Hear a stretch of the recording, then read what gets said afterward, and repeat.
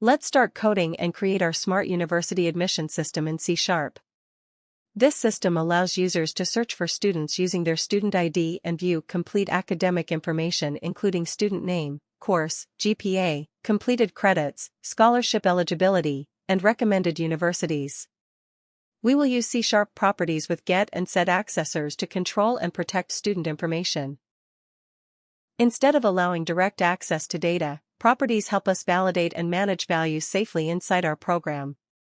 The system contains a database of students from 1001 to 1020, displayed in a clean two-column format.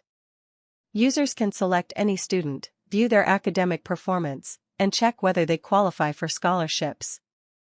Based on the student's GPA and credits, the program automatically determines scholarship status and displays suitable universities the student can apply for.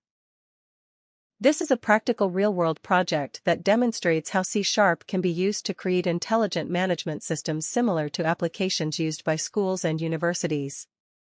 By the end of this tutorial, you will have a better understanding of how properties improve data security and how object-oriented programming helps build clean and professional applications.